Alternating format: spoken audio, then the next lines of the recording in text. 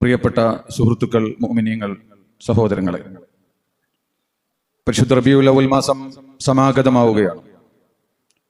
ഈ അവസരം സാധാരണയിൽ മുസ്ലിം സമൂഹം നബി സല്ലല്ലാഹു അലൈഹി വസല്ലമ തങ്ങളുമായുള്ള ബന്ധം ഊട്ടിയുറപ്പിക്കുവാനും അവരുടെ മഹത്വം കൂടുതൽ മനസ്സിലാക്കി അവരോടുള്ള ആദരവും ബഹുമാനവും വർദ്ധിപ്പിക്കുവാനും സ്വാഭാവികമായും ഓരോ കാലങ്ങളിലും ഉയർന്നു വരുന്ന തെറ്റിദ്ധാരണകളും തെറ്റിദ്ധരിപ്പിക്കലുകളുമൊക്കെ അതിനെ സംബന്ധിച്ചൊക്കെ അതിൻ്റെ യഥാർത്ഥ രൂപം മനസ്സിലാക്കുവാനും ഇത്തരത്തിലുള്ള അവസരങ്ങൾ ഉപയോഗപ്പെടുത്തുക എന്നത് സ്വാഭാവികമാണ്. പരിശുദ്ധമായ ദീൻ അത് പ്രേരിപ്പിച്ചതാണ്. പ്രത്യേകിച്ച് ഇത്തരത്തിലുള്ള സന്ദർഭങ്ങളിൽ അത് പ്രത്യേകം ശ്രദ്ധേയമാണ്. മഹാനായ ഇമാം ബുഖാരി തങ്ങൾ സഹീഹുൽ ബുഖാരിയിൽ ഒരു അധ്യായം ഇടുന്നുണ്ട്. ബാബു മൗത്തി യൗമിൽ ഇസ്നൈനി എന്നാണ് അധ്യായത്തിന്റെ പേര്. തിങ്കളാഴ്ച മരിക്കുന്നതിന്റെ പ്രത്യേകത എന്ന അധ്യായം ഇട്ടുകൊണ്ട് ആ അധ്യായത്തിൽ ബഹുമാനപ്പെട്ട നബി സല്ലല്ലാഹു അലൈഹി വസല്ലമ തങ്ങൾ വഫാത്തായതിനു ശേഷം മഹാനായ ഖലീഫത്തുർ റസൂൽ അബൂബക്കർ സിദ്ദീഖ് റളിയല്ലാഹു തആല അൻഹു അവരുടെ മരണമാസന്നമാകുന്ന സമയം മഹദി ആയിഷ റളിയല്ലാഹു തആല അൻഹ ഉപ്പയെ കാണാൻ ആ ഒരു നിർണായക ഘട്ടത്തിൽ അങ്ങോട്ട് കടന്നു ചെന്നൊരു സന്ദർഭം വിവരിക്കുന്നുണ്ട്.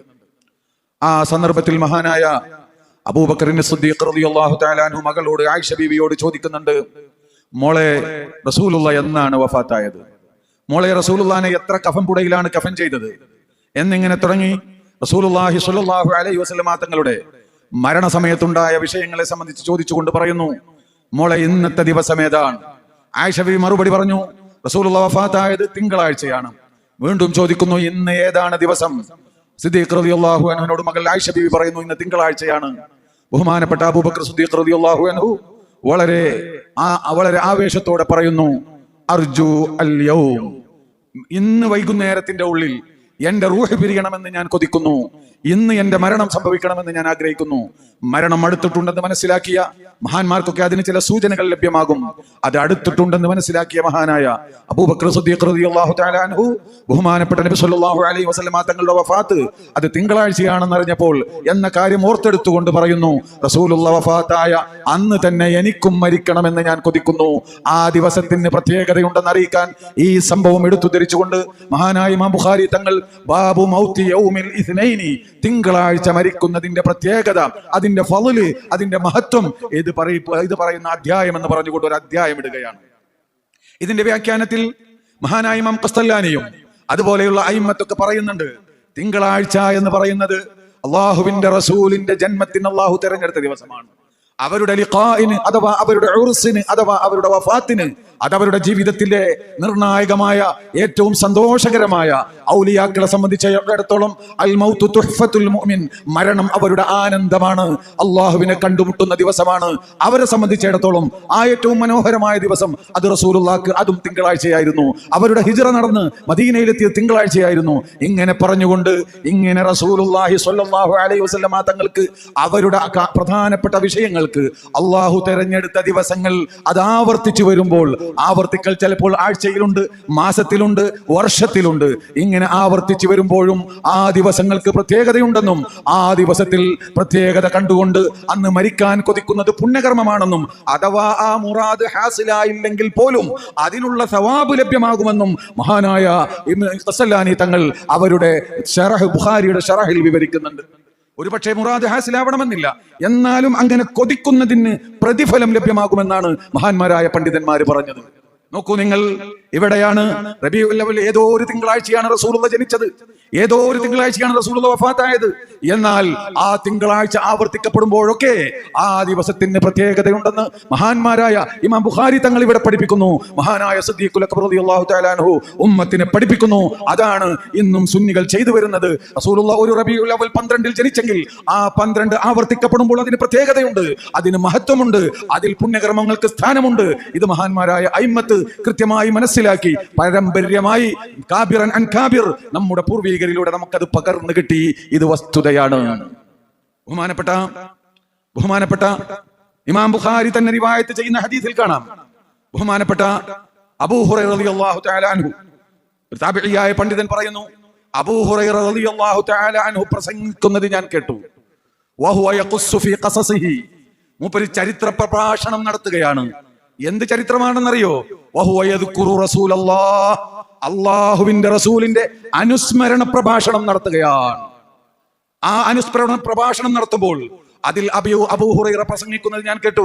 വഫീനാ റസൂലുള്ളാഹി യത്ലൂ കിതാബഹു ഇദൻ ശഖ്ഖ മഅറൂഫുൻ മിനൽ ഫജ്രി സാത്തിഉ അറാനൽ ഹുദ എന്നിങ്ങനെ തുടങ്ങി അബ്ദുല്ലാഹി ഇബ്നു റവാഹ റളിയല്ലാഹു തആല അൻഹു മുമ്പൊരിക്കൽ റസൂലുള്ളാഹിനെ പാടിപ്പുകഴ്ത്തിയ ബൈത്ത് എടുത്തുദ്ധരിച്ചുകൊണ്ട് അബൂ ഹുറൈറ അനുസ്മരണ പ്രഭാഷണം നടത്തുന്നത് ഞാൻ കേട്ടു എന്ന് മഹാന്മാരായ താബിഈങ്ങൾ പറയുന്നത് ഇമാം ബുഖാരി സഹീഹിൽ ഉദ്ധരിക്കുന്നു. അത് തന്നെയാണ് നമ്മളും ചെയ്യുന്നത്. റസൂലുള്ളാഹിന്റെ അനുസ്മരണ പ്രഭാഷണം നടത്തുന്നു.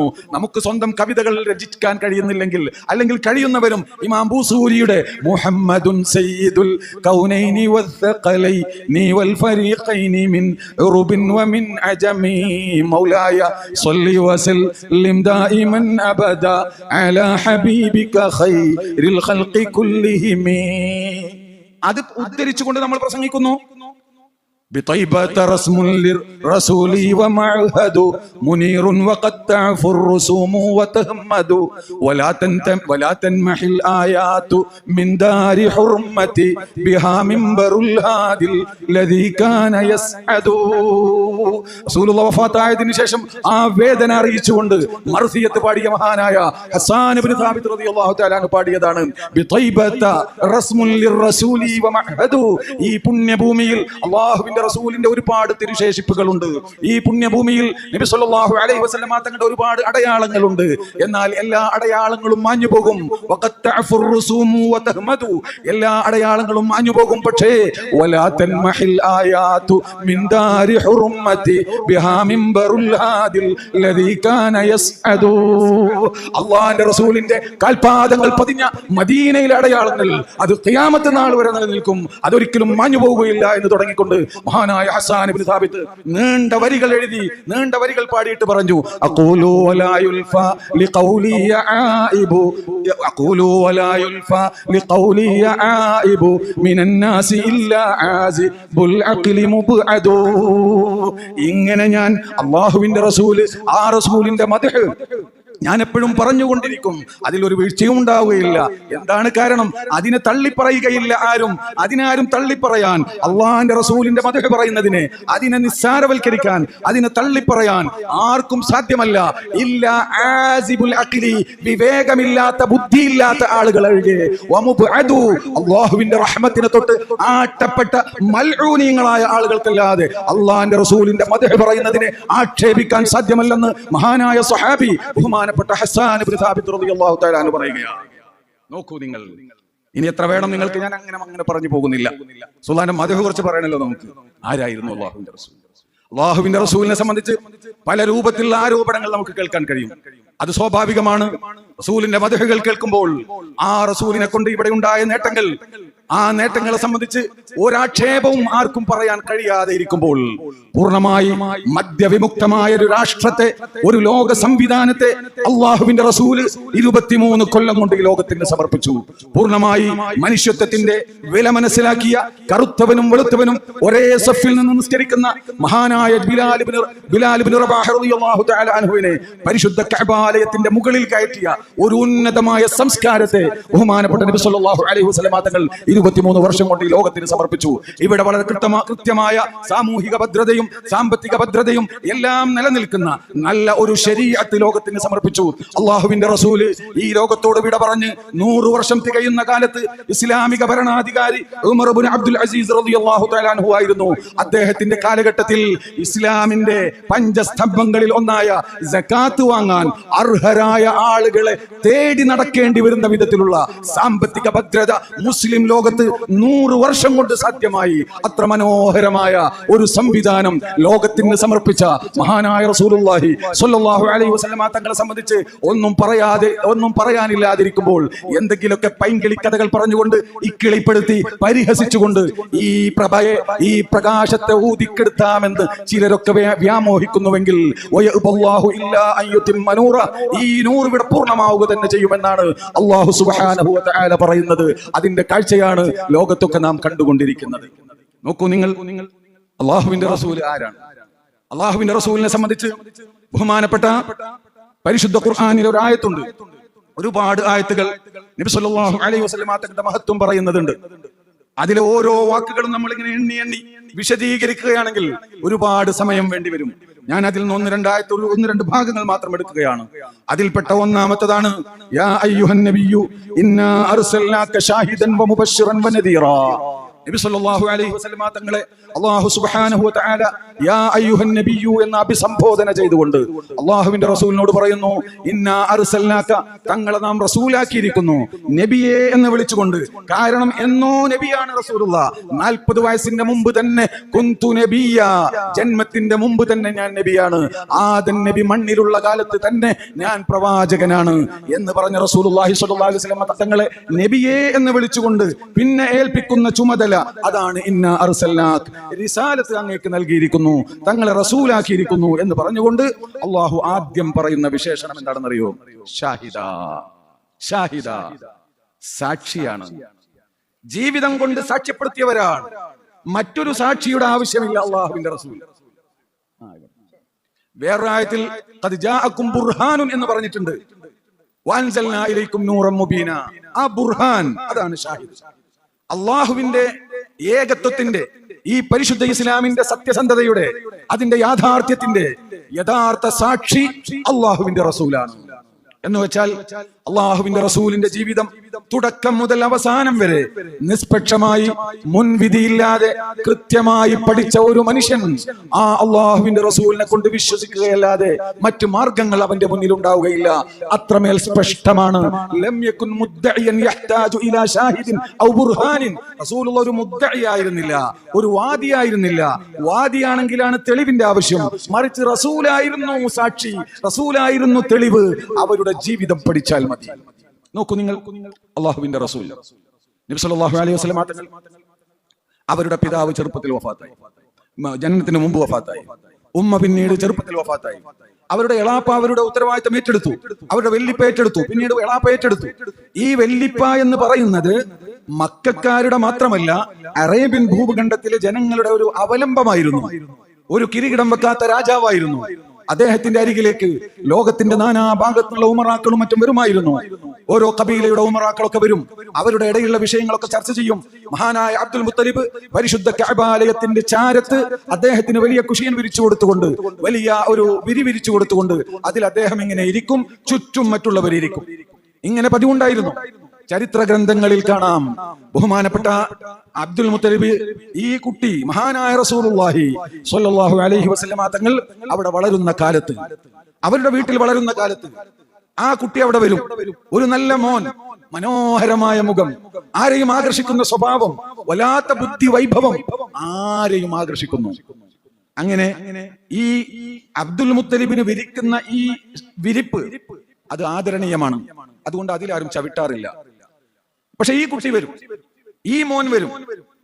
ഒരു ദിവസം ആദ്യഘട്ടത്തിൽ ഈ മോൻ ഇങ്ങനെ വരുന്ന സമയത്ത് റസൂലുള്ളാഹിയുടെ മൂത്താപ്പമാരുണ്ടല്ലോ, അവര് കുട്ടിയെ പിന്മാറ്റാൻ ശ്രമിച്ചു. അപ്പൊ വീണ്ടും കുട്ടി വന്നു. കുട്ടി വരും, വെള്ളിപ്പാടടുത്ത് വരും, ആ തലയിലൊക്കെ ഇങ്ങനെ തലോടും, ആ താടി പിടിക്കും, അങ്ങനെ ഒരു കുസൃതി കാണിക്കും. അബ്ദുൽ മുത്തലിബിന്റെ ശ്രദ്ധയിൽപ്പെടുകയാണ്. കുട്ടി വരുമ്പോൾ ഈ മൂത്താപ്പമാര് അഥവാ അബ്ദുൽ മുത്തലിബിന്റെ മക്കൾ കുട്ടിയെ തടയുന്നത്. അത് കണ്ടപ്പോ അബ്ദുൽ മുത്തലിബ് പറഞ്ഞു, നിങ്ങളൊക്കെ എന്റെ വിരിപ്പിൽ ചവിട്ടണ്ട, അത് ശരിയാണ്. പക്ഷെ ദഉ ഇബ്നി, എന്റെ മോൻ ഇങ്ങോട്ട് വന്നോട്ടെ, ഫഇന്ന ലഹു ലശഅന, അതൊരു സാധാരണ കുട്ടിയല്ല. എന്റെ മോനെ വിട്ടേക്കൂ, ദഉ ഇബ്നി, എന്റെ മോനെ വിട്ടേക്കൂ, മോണ്ട് വരട്ടെ, ഫഇന്ന ലഹു ലശഅന, അതൊരു സാധാരണ കുട്ടിയല്ല, അതൊരു അസാധാരണ കുട്ടിയാണ്. എന്തോ ഒരു വലിയ സംഭവത്തിന് വേണ്ടി അള്ളാഹു തയ്യാർ ചെയ്ത കുട്ടിയാണ് എന്ന് അബ്ദുൽ മുത്തലിബ് അന്ന് തന്നെ പ്രവചിക്കുകയാണ്. അങ്ങനെ സമൂഹത്തിൽ ഈ കുട്ടി സംസാര വിഷയമാവുകയാണ്. മഹാനായ സെയ്ദ് ഇബ്നു ഹാരിസത്ത് റളിയല്ലാഹു തആല അൻഹു ചരിത്രം നിങ്ങൾ കേട്ടിട്ടില്ലേ? സെയ്ദ് ഇബ്നു ഹാരിസത്ത് റളിയല്ലാഹു തആല അൻഹു വലിയ ധനാഢ്യനും ആ നാട്ടിലെ പ്രമാണിയുടെ കുടുംബത്തിൽ ജനിച്ച ഒരു മോനാണ്.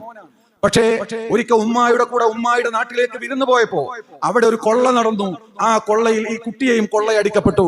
അങ്ങനെ ഉക്കാള് ചന്തയിൽ അടിമയായി ആ മോനെ വിൽക്കപ്പെട്ടു. ആ മോനെ വാങ്ങിയത് ഹക്കീം ഇബ്നു ഹിസാമാണ്. മഹദി ഖദീജ ബീവിക്ക് വേണ്ടി വാങ്ങി, ആ കച്ചവടത്തിന് വേണ്ടി വാങ്ങിയ കുട്ടിയാണ്. പക്ഷെ ഈ കുട്ടിയെ കണ്ടപ്പോ ഖദീജ ബീവിക്ക് ഇഷ്ടമായി. അപ്പോ റസൂലുള്ളാഹി അത് ഖദീജ ബീവി വീട്ടിലെ ആവശ്യത്തിന് അവിടെ തന്നെ വളർത്തി. കല്യാണം കഴിഞ്ഞപ്പോ റസൂലുള്ളാഹിക്ക് ഹദിയ കൊടുത്തു. അങ്ങേക്ക് ഖിദ്മത്തിന് വേണ്ടി ഈ അടിമയെ ഞാൻ തന്നിരിക്കുന്നു എന്ന് പറഞ്ഞു. സ്വാഭാവികമാണ് ആ സെയ്ദ് ബിൻ ഹാരിസ് റളിയല്ലാഹു തആല അൻഹു അവരുടെ മാതാപിതാക്കളുടെ അവസ്ഥ നമുക്ക് ഊഹിക്കാവുന്നതേ ഉള്ളൂ. സ്വന്തം മകനെ കാണാതെയാകുകയും കൊള്ളയടിക്കപ്പെടുകയും കൊള്ളക്കാരുടെ കൈകളിൽപ്പെട്ട മോന്റെ അവസ്ഥ എന്താണെന്നറിയാതെ അവരിങ്ങനെ വിലപിച്ചുകൊണ്ട് കരഞ്ഞുകൊണ്ട് അങ്ങുമിങ്ങും അന്വേഷിച്ച് നടക്കുകയാണ്.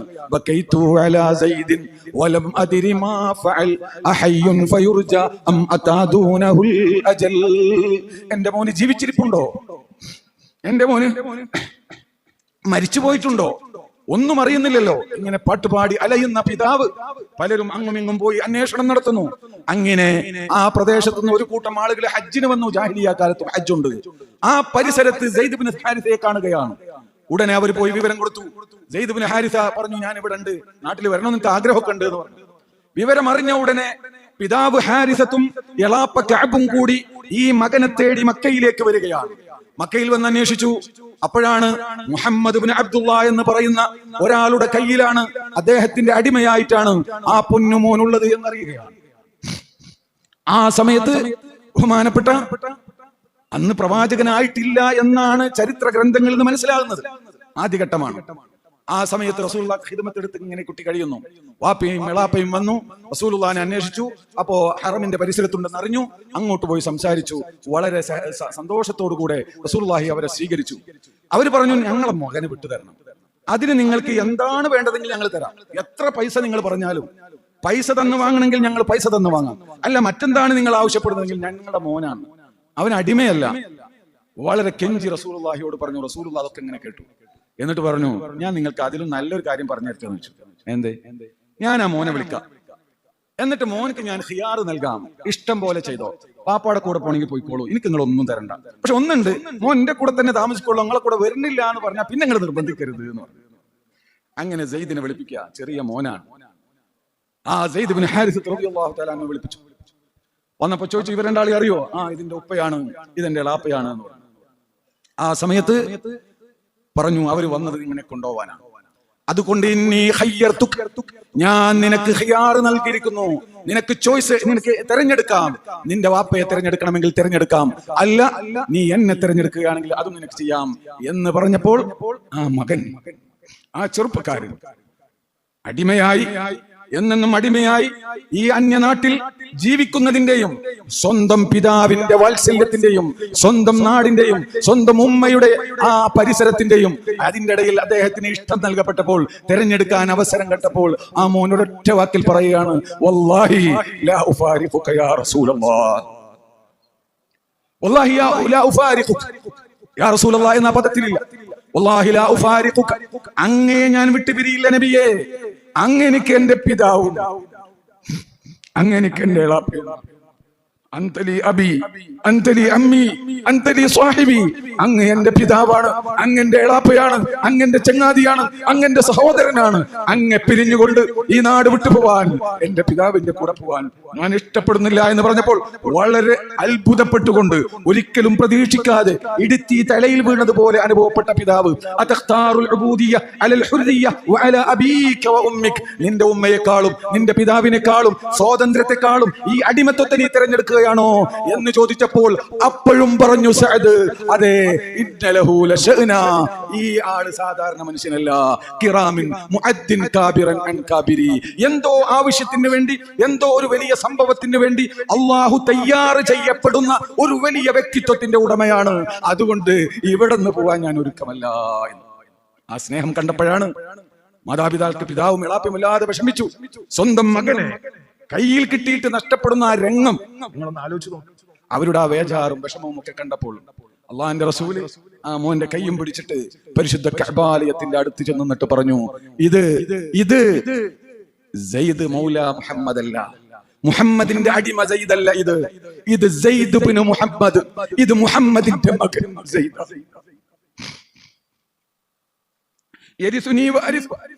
എന്റെ അനന്തരമെടുക്കും, എന്റെ അനന്തരമെടുക്കാൻ കഴിയുന്ന എന്റെ മകനാണ്. അന്ന് ജാഹിലിയ്യ കാലത്ത് അത് സാധ്യമാകുമായിരുന്നു. അങ്ങനെ പോറ്റുമകനാക്കിയിട്ടെടുത്താൽ സ്വന്തം മകന്റെ സ്ഥാനമായിരുന്നു. ആ സ്നേഹം തിരിച്ചു കൊടുക്കുന്നു, അപ്പോൾ തന്നെ തിരിച്ചു കൊടുക്കുന്നു. ബഹുമാനപ്പെട്ട നബി സല്ലല്ലാഹു അലൈഹി വസല്ലം തങ്ങൾ അന്ന് പ്രവാചകനല്ലെന്നാണ് പ്രബലമായ അഭിപ്രായം.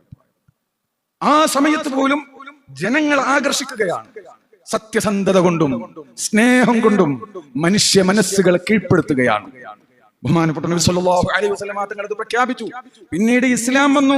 ആ ബുനുവത്ത് തബന്നി, മകനായി ഏറ്റെടുക്കുന്ന, പോറ്റുമകനായി സ്വന്തം മകനെ പോലെ മക്കളെ ഏറ്റെടുക്കുന്നത്, കുട്ടികളെ ഏറ്റെടുക്കുന്ന ഇസ്ലാം നിഷിദ്ധമാക്കി. അപ്പൊ പിന്നെ മൂപ്പർ അറിയപ്പെട്ടത് സയ്യിദ് ഹിബ്ബു റസൂലില്ലാഹ്, റസൂലുള്ളാഹിന്റെ ഹബീബാണ്. റസൂലുള്ളാഹിന്റെ ഹബീബാണ്. എത്രത്തോളം അറിയോ? മഹാനായ ഉമർ ഇബ്നു ഖത്താബ് റളിയല്ലാഹു തആല അൻഹു ഭരിക്കുന്ന കാലഘട്ടത്തിൽ, അന്ന് സാമ്പത്തികമായി നല്ല ഭദ്രത വന്ന കാലം, എല്ലാ സഹാബത്തിന്റെ മക്കൾക്കൊക്കെ അവരുടെ സ്ഥാനമാനങ്ങൾക്കനുസരിച്ച് ബൈത്തുൽ മാലിൽ നിന്ന്, ഇസ്ലാമിന്റെ പൊതു ട്രഷറിയിൽ നിന്ന്, പൊതു ഖജനാവിൽ നിന്ന് അവർക്കൊക്കെ വിഹിതങ്ങൾ നിശ്ചയിച്ചു. ഉമർ ഇബ്നു ഖത്താബ് തങ്ങളുടെ മകൻ, അന്ന് സമൂഹത്തിലെ ഏറ്റവും പ്രഗത്ഭനായ പണ്ഡിതൻ അബ്ദുല്ലാഹി ഇബ്നു ഉമർ റളിയല്ലാഹു തആല അൻഹു ഒരിക്കൽ വാപ്പാടെടുത്ത് വന്നിട്ട് പറഞ്ഞു, യാ അമീറൽ മുഅ്മിനീൻ, നിങ്ങൾ ഇങ്ങനെ എല്ലാവർക്കും വിഹിതം വെച്ചു കൊടുത്തു, പക്ഷേ എനിക്ക് വളരെ കുറച്ചാണല്ലോ കിട്ടിയത്. ഈ സെയ്ദ് ഇബ്നു ഹാരിസത്തിന്റെ വിഹിതം വളരെ വലുതാണല്ലോ, അദ്ദേഹത്തിന്റെ വിഹിതം വളരെ വലുതാണല്ലോ എന്ന് പറഞ്ഞപ്പോൾ ബഹുമാനപ്പെട്ട ഉമർ ഇബ്നു ഖത്താബ് തങ്ങൾ പറഞ്ഞത്, മോനെ അങ്ങനെ തന്നെയാണ്, അദ്ദേഹത്തിന്റെ പകുതിയെ നിനക്കുള്ളൂ. കാരണം അദ്ദേഹത്തിന്റെ പിതാവ് റസൂലുള്ളാഹിയുടെ ഹിബ്ബായിരുന്നു, അദ്ദേഹം റസൂലുള്ളാഹിയുടെ ഹിബ്ബാണ്. ഞാൻ പറഞ്ഞതിൽ ഒരു ചെറിയ മിസ്റ്റേക്ക് സംഭവിച്ചിട്ടുണ്ട്. സെയ്ദ് ഇബ്നു ഹാരിസത്തിന്റെ മകൻ ഉസാമയാണ്. ഉസാമക്കാണ് ബഹുമാനപ്പെട്ട നബി ഉമർ ഇബ്നു ഖത്താബ് തങ്ങൾ വിഹിതം നിശ്ചയിച്ചത്. സെയ്ദ് എന്നവരുടെ മകൻ, അവരെയും റസൂലുള്ളാഹി വല്ലാതെ സ്നേഹിച്ചു. അപ്പൊ പറഞ്ഞതാണ്, നിന്റെ പിതാവ് ഉമറാണ്, അദ്ദേഹത്തിന്റെ പിതാവ് സെയ്ദാണ്. സെയ്ദിനെ അല്ലാഹുവിന്റെ റസൂൽ എന്നേക്കാൾ ഇഷ്ടപ്പെട്ടിരുന്നു, അദ്ദേഹത്തിന്റെ മകനെയും ഇഷ്ടപ്പെട്ടിരുന്നു, അതിനനുസരിച്ചാണ് ഞാൻ വിധിച്ചത് എന്ന്.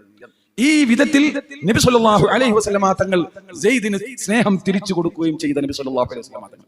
ഒരുപാട് പാഠങ്ങൾ ഈ ഒരു സംഭവത്തിൽ നമുക്ക് പഠിക്കാനുണ്ടെങ്കിലും ഞാൻ പറഞ്ഞു വന്നത്, റസൂലുള്ളാഹി സ്വല്ലല്ലാഹു അലൈഹി വസല്ലമ തങ്ങൾ അവരുടെ ജീവിതം, അവരുടെ തുടക്കം മുതൽ തന്നെ ഒരത്ഭുതമായിരുന്നു.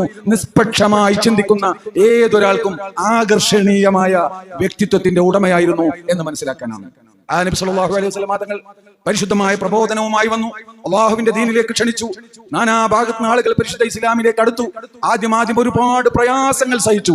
അവസാനം റസൂലുള്ളാഹി സ്വല്ലല്ലാഹു അലൈഹി വസല്ലമ തങ്ങളുടെ പരിശുദ്ധമായ ദീനിലേക്ക് ജനങ്ങൾ കൂട്ടമായി ഒഴുകി വന്നു.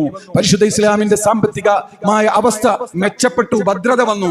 ആ സമയത്ത് ബഹുമാനപ്പെട്ട നബി സല്ലല്ലാഹു അലൈഹി വസല്ലമ തങ്ങളുടെ അരികിൽ, ബഹുമാനപ്പെട്ട നബി സല്ലല്ലാഹു അലൈഹി വസല്ലമ തങ്ങളുടെ ഒരു പ്രധാനപ്പെട്ട സംഭവം, റസൂലുള്ളാഹി സ്വല്ലല്ലാഹു അലൈഹി വസല്ലമ തങ്ങളുടെ അരികിൽ ബഹുമാനപ്പെട്ട ഫാത്തിമ ബീവി വന്ന് പറയുന്ന രംഗം നിങ്ങളൊക്കെ പലവട്ടം കേട്ടതാണല്ലോ. ഫാത്തിമ ബീവി വന്നുകൊണ്ട് പറഞ്ഞു, എന്റെ പ്രിയപ്പെട്ട പിതാവേ, എന്റെ പ്രിയപ്പെട്ട ഉപ്പ, ഞാൻ എന്റെ വീട്ടിലെ വേല ചെയ്തുകൊണ്ട്, ജോലി ചെയ്തുകൊണ്ട് പ്രയാസപ്പെടുകയാണ്. ഇവിടെ എത്രയോ അടിമകളും മറ്റുമൊക്കെ വന്നില്ലേ, അവരൊക്കെ പല ആളുകൾക്കും അങ്ങ് വിഹിതിച്ചു കൊടുത്തില്ലേ, അടുത്ത ഒരു ഊഴമുണ്ടാകുമ്പോൾ എന്നെയും ഒന്ന് പരിഗണിക്കുമോ എന്ന് പറയുമ്പോൾ ബഹുമാനപ്പെട്ട നബി സല്ലല്ലാഹു അലൈഹി വസല്ലമ തങ്ങൾ ആ മോളോട് പറയുന്നത്, ഈ പ്രപഞ്ചത്തിന്, ഈ ലോകത്തിന് ഒരു പ്രസിഡന്റ്, ഒരു പ്രധാനമന്ത്രി ഉണ്ടെങ്കിൽ അത് മുഹമ്മദ് മുസ്തഫ സല്ലല്ലാഹു അലൈഹി വസല്ലമ തങ്ങളാണ്. ആ പ്രവാചകന്റെ, പ്രധാനമന്ത്രിയുടെ, പ്രസിഡന്റിന്റെ, ലോക നേതാവിന്റെ മകളോട് അല്ലാഹുവിന്റെ റസൂൽ ഒരു ഖാദിമിനെ ചോദിച്ചപ്പോൾ പറയുന്നത്, അലാ അദുല്ലുകി അലാ ഷൈഇൻ ഖൈറിൻ മിൻ ദാലിക, മോൾക്ക് അതിലും ഖൈറായ കാര്യം ഞാൻ പറഞ്ഞു തരട്ടെയോ? നീ ഉറങ്ങാൻ പോകുമ്പോ 33 വട്ടം തസ്ബീഹ് ചൊല്ലിക്കോ, 33 വട്ടം ഹംദ് ചൊല്ലിക്കോ, 34 വട്ടം അല്ലാഹു അക്ബർ ചൊല്ലിക്കോ. ഈ ഹദീസിൽ വേറെ പാഠം കൂടി ഉണ്ടെന്ന് പണ്ഡിതന്മാർ പറയുന്നുണ്ട്. അതായത് സാമ്പത്തികമായി പ്രയാസപ്പെടുന്നവർക്ക് അത് നീങ്ങാനുള്ള ഒരു വഴിയാണ്, ഒരു ദിക്റും കൂടിയാണ് ഉറങ്ങുന്ന സമയത്ത് ഇങ്ങനെ ചെല്ലലെന്ന്. അത് മറ്റൊരു പാഠം. പക്ഷെ ഇവിടെ നമ്മൾ ഉദ്ദേശിച്ച പാഠം. സഹാബത്തിന് അവർക്ക് പല യുദ്ധങ്ങളിലും മറ്റുമൊക്കെ ആയി കിട്ടുന്ന പല അടിമകളും മറ്റും വരുമ്പോൾ, അന്ന് അടിമകളുള്ള കാലമാണ്, അവർക്കൊക്കെ വിഹിതിച്ചു കൊടുക്കുമ്പോഴും സ്വന്തം മകൾക്ക് അത് നിഷേധിച്ച പ്രവാചകൻ സ്വല്ലല്ലാഹു അലൈഹി വസല്ലമ തങ്ങൾ ഒരിക്കൽ പറഞ്ഞു, അലാ ഇന്ന റിബൽ ജാഹിലിയ്യത്തി മൗദൂഉൻ തഹ്ത ഖദമൈ, അലാ ഇന്ന ദിമാഅൽ ജാഹിലിയ്യത്തി മൗദൂഉൻ തഹ്ത ഖദമൈ. ജാഹിലിയ്യ കാലത്ത് ഇവിടെ ഒരുപാട് ആളുകൾ പലിശക്ക് കൊടുത്തിരുന്നു. അത് പലതും തിരിച്ചു കിട്ടാനുണ്ട്, പക്ഷെ ഇനി അത് തിരിച്ചു വാങ്ങാൻ പാടില്ല. എല്ലാ പലിശയും അത് ദുർബലപ്പെടുത്തിയിരിക്കുന്നു. ഇനി അത് തിരിച്ചു വാങ്ങാൻ പാടില്ല. ആദ്യമായി ഞാൻ ദുർബലപ്പെടുത്തുന്ന പലിശ റിബാ അമ്മി അബ്ബാസ്, എന്റെ എളാപ്പ അബ്ബാസിന്റെ പലിശയാണ്.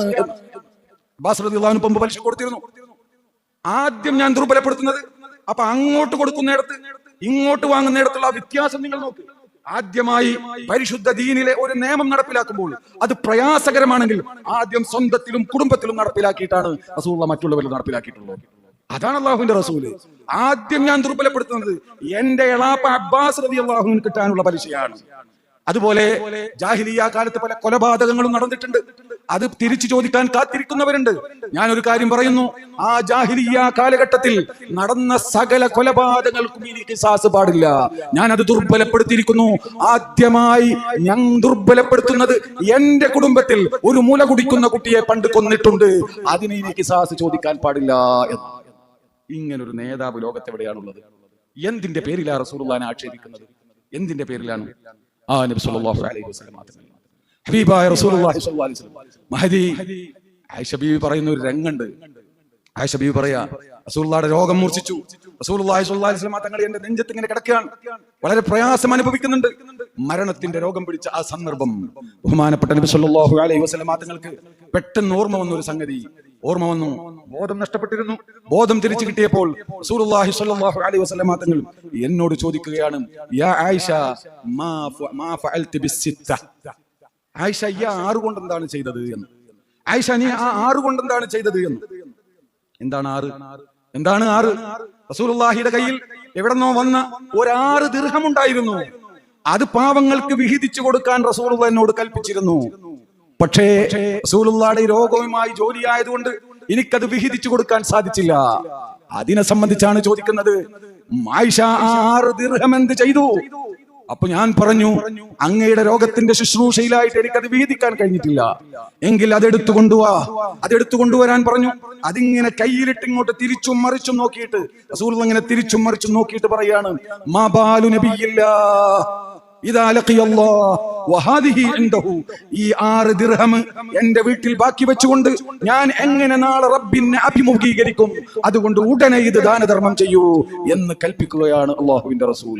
ആ റസൂൽ സല്ലല്ലാഹു അലൈഹി വസല്ലം തങ്ങൾ, ഞാൻ അവസാനിപ്പിക്കുകയാണ്, അവസാന ഘട്ടത്തിൽ മരണത്തോട് അടുത്ത സന്ദർഭത്തിൽ ആ രോഗം പിടിപെട്ട ആദ്യ ഘട്ടത്തിൽ മഹാനായ ചില സഹാബിമാര് പറയുന്നുണ്ട്, എന്നെ വിളിച്ചു, എന്റെ കൈ പിടിച്ചിട്ടാണ് റസൂലുള്ളാഹി മിംബറിലേക്ക് വന്നത്. അപ്പൊ റസൂലുള്ളാഹിയുടെ കൈ നല്ല ചൂടായിരുന്നു, പനി പിടിച്ചിട്ടുണ്ട്. ആ റസൂലുള്ളാഹി സ്വല്ലല്ലാഹു അലൈഹി വസല്ലം തങ്ങൾ അവിടെ വന്നിട്ട് പറഞ്ഞു, എന്റെ പ്രിയപ്പെട്ട സഹാബത്തെ, ഞാൻ നിങ്ങളോട് കൂടുതൽ ഇനി ഉണ്ടാവണമെന്നില്ല. അതുകൊണ്ട് ഞാൻ നിങ്ങളെ ആരെങ്കിലും ആക്ഷേപിച്ചിട്ടുണ്ടെങ്കിൽ അതൊന്നുകിൽ നിങ്ങൾ പൊരുത്തപ്പെട്ട് തരണം, അല്ലെങ്കിൽ തിരിച്ച് ഖിസാസ് ചെയ്യണം. നിങ്ങൾ തിരിച്ചു പറയണം. അല്ല, ഞാൻ നിങ്ങൾ അടിച്ചിട്ടുണ്ടെങ്കിൽ ഇതാ എന്റെ ശരീരം എവിടെയുണ്ട്, നിങ്ങൾ എന്നെ അടിക്കണം. ഏതെങ്കിലും വിധത്തിൽ എന്തെങ്കിലും ഒരു ഉപദ്രവം നിങ്ങൾക്കുണ്ടായിട്ടുണ്ടെങ്കിൽ അത് നിങ്ങൾ ഒന്നുകിൽ എനിക്ക് പൊരുത്തപ്പെട്ടു തരണം, അല്ലെങ്കിൽ ഖിസാസ് വേണമെങ്കിൽ അത് നാളെ മഹ്ശറയിലേക്ക് കാത്തുവെക്കരുത്. ഞാൻ എന്റെ ശരീരം ഇവിടെ ഉണ്ടെന്ന് പറഞ്ഞുകൊണ്ട് സ്വന്തം അനുയായികൾ ജീവൻ സമർപ്പിക്കാൻ സജ്ജരായി നിൽക്കുന്ന ആ മഹാന്മാരായ സഹാബത്തിന്റെ മുന്നിൽ വിനയാന്യതനായി മഹാനായ റസൂലുള്ളാഹി പറയുന്ന ആ രംഗം, സഹാബത്ത് മുഴുവനും കരഞ്ഞ് കണ്ണ് കലങ്ങിയ ആ രംഗം ചരിത്രം രേഖപ്പെടുത്തുകയാണ്. അപ്പോഴല്ലേ മഹാനായ ഒരു സഹാബി ഉക്കാശ റളിയല്ലാഹു തആല അൻഹു എണീറ്റ് നിന്നിട്ട് പറഞ്ഞത്, എനിക്ക് ഖിസാസ് എടുക്കണം എന്ന് പറഞ്ഞു. എന്നിട്ട് റസൂലുള്ളാഹി, ഞാൻ ചരിത്രം നീട്ടിപ്പരത്തി പറയുകയില്ല, റസൂലുള്ളാഹി സ്വല്ലല്ലാഹു അലൈഹി വസല്ലം തങ്ങളെ ആലിംഗനം ചെയ്ത രംഗം ചരിത്രം രേഖപ്പെടുത്തിയിട്ടില്ലേ? സഹാബത്തിന്റെ സ്നേഹം, റസൂലുള്ളാഹി ഇങ്ങോട്ട് കൊടുക്കുന്ന സ്നേഹം, ആ സ്നേഹമാണ് നമുക്ക് വേണ്ടത്. ആ സ്നേഹത്തെ വളർത്തുകയാണ് നമുക്ക് വേണ്ടത്. അതിന് വേണ്ടത് റസൂലുള്ളാഹി സ്വല്ലല്ലാഹു അലൈഹി വസല്ലം തങ്ങളെ സംബന്ധിച്ച് കൂടുതൽ മനസ്സിലാക്കാൻ ശ്രമിക്കുകയാണ്. കൂടുതൽ അറിയും തോറും മൻ ഖാലതഹു മഅരിഫതൻ അഹബ്ബ, കൂടുതൽ അറിഞ്ഞ് റസൂലുള്ളാഹിയോട് ഇടപഴകിയാൽ അഹബ്ബഹു, അറിയാതെ സ്നേഹിച്ചു പോകും. പിന്നെ നമ്മുടെ മനസ്സിലുണ്ടാകുന്ന ഒരു ബഹുമാനമുണ്ട്. ഉസ്മാൻ ഇബ്നു അഫ്ഫാൻ റളിയല്ലാഹു തആല അൻഹു പറഞ്ഞു, ഈ കൈ കൊണ്ടാണ് അള്ളാഹിന്റെ റസൂലിനെ ഞാൻ ബൈഅത്ത് ചെയ്തത്, ഈ കൈ കൊണ്ടാണ്. അതിനുശേഷം ഞാൻ എന്റെ ഗുഹ്യസ്ഥാനം ഈ കൈ കൊണ്ട് ഞാൻ പിടിച്ചിട്ടില്ല എന്ന് പറയുന്നൊരു ബഹുമാനം. മഹാനായ അബൂബക്കർ സിദ്ദീഖ് റളിയല്ലാഹു അൻഹുവിന്റെ പിതാവ് വയസ്സായി തലനിരച്ച് പിരികം നിരച്ച് പിരികൊക്കെ ഇങ്ങനെ കണ്ണിലേക്ക് വീണ് കിടക്കുന്ന സമയത്താണ് മക്കം ഫതഹിന്റെ സമയത്ത് മുസ്ലിം ആകാൻ വരുന്നത്. ആ പിതാവ് മുസ്ലിം ആവാൻ അബൂബക്കർ സിദ്ദീഖ് റളിയല്ലാഹു അൻഹു ഒരുപാട് കൊതിച്ചു പ്രാർത്ഥിച്ചു. അവസാനം ആ ശുഭമുഹൂർത്തം വരികയാണ്. അദ്ദേഹം വിശ്വസിക്കാൻ തയ്യാറായി. അദ്ദേഹത്തിന്റെ കൈ പിടിച്ച് അല്ലാഹുവിന്റെ റസൂലിന്റെ അരികിലേക്ക് സിദ്ദീഖുൽ അക്ബർ ചെന്നൊരു രംഗുണ്ട്. അപ്പൊ റസൂലുള്ളാഹി എണീറ്റ് വന്ന് സ്വീകരിച്ചു. ഹല്ലാ തറക്ത ശൈഖ ഫീ ബൈതി, ഈ വയസ്സായ മനുഷ്യനായിട്ട് എന്തിനാ ഇങ്ങോട്ട് വന്നു? ഞാൻ അങ്ങോട്ട് വരുമായിരുന്നില്ലേ? അങ്ങനെ വന്നു. മഹാനായ അബൂബക്കർ സിദ്ദീഖ് റളിയല്ലാഹു അൻഹുവിന്റെ ജീവിതത്തിലെ ഏറ്റവും പ്രധാനപ്പെട്ട ഒരു അഭിലാഷം, പൂവണിയുന്ന രംഗം, സ്വന്തം പിതാവിന്റെ കയ്യ് മഹാനായ റസൂലുള്ളാഹിന്റെ കയ്യിൽ വെച്ച് മുസാഫഹത്ത് ചെയ്യുന്ന രംഗം. ഷഹാദത്ത് കലിമ ചെല്ലുന്ന ഒരു രംഗുണ്ട്. ആ സമയത്ത് ചരിത്രം പറയുന്നത് ഏറ്റവും സന്തോഷിക്കേണ്ട, പുഞ്ചിരി വിടരേണ്ട ആ മുഖത്ത് കണ്ണുനീരൊഴുകുകയാണ്, മാറി നിന്ന് കരയുകയാണ്, കണ്ണീരൊപ്പുകയാണ്. എന്താ കാരണം? എന്തിനാണ് കരയുന്നത് എന്ന് ചോദിച്ചപ്പോ സിദ്ദീഖ് റളിയല്ലാഹു അൻഹു പറഞ്ഞു, ഞാൻ ഇങ്ങനെ ആഗ്രഹിച്ചു പോയി, ഈ കൈക്ക് പകരം പണ്ട് അബൂ താലിബിന്റെ കൈയായിരുന്നെങ്കിലോ അത് എന്റെ പിതാവ് വിശ്വസിക്കുന്നതിനേക്കാളുള്ള സന്തോഷം റസൂലുള്ളാഹിക്ക് നൽകുമായിരുന്നില്ലേ? റസൂലുള്ളാഹിന്റെ ഇഷ്ടമാണ് എന്റെ ഏറ്റവും വലിയ ഇഷ്ടം. അത് നടന്നില്ലല്ലോ എന്നതാണ് എന്നെ അലട്ടിയത്. അതിന്റെ പേരിലാണ് ഞാൻ എന്റെ പിതാവ് വിശ്വസിച്ച സമയത്ത് ഞാൻ ആഗ്രഹിച്ചു പോയി. അന്ന് അബൂ താലിബിന്റെ കൈ റസൂലുള്ളാഹിയുടെ കയ്യിൽ ഇങ്ങനെ ഒന്ന് ഷഹാദത്ത് ചൊല്ലിയിരുന്നുവെങ്കിൽ അബൂ താലിബിന്റെ അവസ്ഥ എന്ത് ഒരുപാട് വേറെ ചർച്ചയാണ്. പക്ഷെ പ്രത്യക്ഷത്തിൽ അങ്ങനെ സംഭവിച്ചിട്ടില്ല. അങ്ങനെ ആയിരുന്നെങ്കിൽ അത് റസൂലുള്ളാഹിലെ ഖററത്ത് ഐനാക യാ റസൂലുള്ളാഹ്, അങ്ങയുടെ കണ്ണ് കുളിർക്കുമായിരുന്നില്ലേ, സന്തോഷിക്കുമായിരുന്നില്ലേ? അത് ആലോചിച്ച് കരഞ്ഞു പോയതാണെന്ന് പറഞ്ഞ മഹാനായ അബൂബക്കർ സിദ്ദീഖ് റളിയല്ലാഹുവിന്റെ ആ സ്നേഹത്തിന് റസൂലുള്ളാഹി തിരിച്ചു കൊടുക്കുന്നു. നോക്കൂ, ഒരു ദിവസം വെള്ളിയാഴ്ച പ്രസംഗത്തിൽ തന്നെ അല്ലാഹുവിന്റെ റസൂൽ പറയുന്നു, മാ മിൻകും മിൻ അഹദിൻ ലഹു ഇൻദനാ യദുൻ ഇല്ലാ വഖദ് കാഫഅനാ. നിങ്ങളുടെ കൂട്ടത്തിൽ എന്നെ സഹായിച്ച ആരൊക്കെയുണ്ടോ അവർക്കൊക്കെ ഞാൻ പ്രത്യുപകാരം ചെയ്തിട്ടുണ്ട്, പകരം തന്നിട്ടുണ്ട്. പലരും എന്നെ സഹായിച്ചിട്ടുണ്ട്, ദീനിനെ സഹായിച്ചിട്ടുണ്ട്, അതിനൊക്കെ ഞാൻ പ്രത്യുപകാരം ചെയ്തിട്ടുണ്ട്. അബൂബക്കർ, ഈ അബൂബക്കർ എന്ന് പറയുന്ന ഒരു മനുഷ്യനൊഴികെ അദ്ദേഹത്തിന് പ്രത്യുപകാരം നൽകാൻ എനിക്ക് സാധ്യമല്ല. അത്രമേൽ വലിയ കടപ്പാട് എനിക്ക് അദ്ദേഹത്തോടുണ്ട്. അദ്ദേഹത്തിന്റെ ഖൽബ് കൊണ്ട് എന്നെ സ്നേഹിച്ചു, ശരീരം കൊണ്ട് എന്നെ സഹായിച്ചു, സമ്പത്ത് കൊണ്ട് എന്നെ സഹായിച്ചു. പൊന്നുമോളെ എനിക്ക് വിവാഹം കഴിച്ചു തന്നു. എണ്ണി പറഞ്ഞിട്ട് അല്ലാഹുവിന്റെ റസൂൽ പറഞ്ഞു, ഫസൗഫ യുകാഫിഉഹു അല്ലാഹു യൗമൽ ഖിയാമ. അതിന് പകരം കൊടുക്കാൻ എനിക്ക് സാധ്യമല്ല, അത് അല്ലാഹു കൊടുത്തോളും. അത് അല്ലാഹു കൊടുത്തോളും. അതാണ് ഒന്ന് അല്പം നമ്മൾ അങ്ങോട്ട് കൊടുക്കുമ്പോൾ റസൂൽ തിരിച്ചു തരുന്നതിന്റെ വലുപ്പാണ് എൻ്റെ പ്രിയമുള്ള മുഅ്മിനീങ്ങളെ ഞാൻ പറഞ്ഞത്. അതുകൊണ്ട് ഹബീബായ റസൂലുള്ളാഹി നമ്മുടെ നാക്ക് കൊണ്ട് നാക്കിട്ടടക്കിയാൽ പോരാ, ഖൽബ് കൊണ്ട് റസൂലുള്ളാഹി സ്വല്ലല്ലാഹു അലൈഹി വസല്ലം തങ്ങളുടെ തിരുസന്നിധിയിൽ ഇരിക്കാൻ നമുക്ക് കഴിയണം. ലോകത്തിന്റെ ഏത് മുക്കിലും മൂലയിലുമാണെങ്കിലും, ലോകത്തിന്റെ ഏത് ഭാഗത്തായും ഇന്ന ഔലൻ നാസി ബി അൽ മുത്തഖൂൻ, എന്നോട് ഏറ്റവും അടുത്ത ആളുകൾ. മഹാനായ മുആദ് യമനിലേക്ക് പോകുമ്പോൾ കരഞ്ഞു. അപ്പൊ പറഞ്ഞതാ, കരയണ്ട, നിങ്ങൾ യമനിലായാലും ഇന്ത്യയിലായാലും ലോകത്തിന്റെ ഏത് ഭാഗത്തായാലും ഖൽബിൽ തഖ്വയുണ്ടോ നിങ്ങൾ എന്റെ കൂടെയാണ്. എന്നോട് ഏറ്റവും അടുത്ത ആളുകൾ മുത്തഖീങ്ങളാണ്. ആ ഒരു സ്നേഹത്തിന്റെ തഖ്വ, ആ ഒരു ബഹുമാനത്തിന്റെ തഖ്വ നമ്മുടെ ഖൽബിൽ ഉണ്ടാക്കിയെടുക്കാനുള്ള ശ്രമമാവട്ടെ. ഇതൊക്കെ അതിന്റെ ഒരു തുടക്കമാണ്. ഈ വർഷത്തെ നബിദിന ക്യാമ്പയിന്റെ തുടക്കമാണ് നാം ഇവിടെ നിർവഹിച്ചത്. ഇൻഷാ അല്ലാഹ് ഭംഗിയായി ഫലപ്രദമായി എല്ലാ സ്ഥലങ്ങളിലും പതിവ് പോലെ നടക്കണം. നമ്മുടെ അടുത്ത തലമുറയിലേക്ക് ഈ സന്ദേശം പകർന്നു കൊടുക്കാൻ നമുക്ക് കഴിയണം.